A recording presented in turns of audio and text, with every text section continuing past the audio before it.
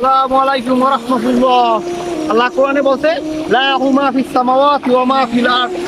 তারা কি বলছে যে লাহু মা ফিস সামাওয়াতি ওয়া মা ফিল আরদ।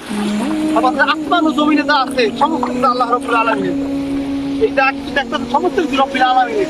তুমি কেন নামাজ পড়বা না বলো? আমি তো প্রতিনিয়ত বলতেছি যে তুমি নামাজে পড়ো, যুবক তুমি নামাজে পড়ো, তুমি কেন নামাজ পড়বা না বলো? তোমার নামাজ ছাড়া অন্য কোনো জিনিস আছে এই দুনিয়ায়? তুমি থাকবা যতদিন সময় এই মালিককে বুঝা কতক্ষণ তুমি থাকতে পারো বলো? তোমার রাখবে তো মহান রব্বুল আলামিন। হ্যাঁ, তুমি দেখো না প্রতিনিয়ত এই যে সমুদ্র সৈকত, এই জায়গায় লক্ষ লক্ষ মানুষ, হাজার হাজার মানুষ এই জায়গায় থাকছে। তুমি যদি মহিলা যাবো, আমি যদি মহিলা যাই বলো, তুমি একটা মানুষের থাইমা থাকছে, একটা মানুষের আনন্দ থাইমা থাকছে, তাদের মধ্যে তারা চলতে থাকবে। দুনিয়া থাইমা থাকে না ভাইয়া, দুনিয়া চলতে থাকবে দুনিয়ার মতো করে, একটা মানুষ থাইমা থাকবে না। আমার মৃত্যু আমি, আমার মৃত্যুতে আমারই ছবি, আমারই সমস্যা। আমি কেন ফিরবো না রবের দরবারে?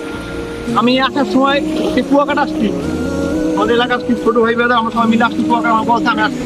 আসার সময় দেখলাম গাড়িটা আস্তে আস্তে, গাড়িটা 1.5-2 ঘন্টা চলছে, 2 ঘন্টা চলার পরে গাড়িটা স্টপ হয়ে রয়েছে।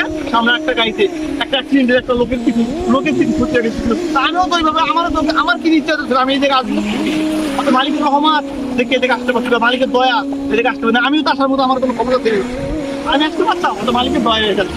এই জন্যই বলতাম যুবক তুমি প্রতিনিয়ত তুমি তোমার হিসাব করো, ওই আখিরাতের জন্য কি করতেছো, ওই আখিরাতের জন্য কি দিতেছো।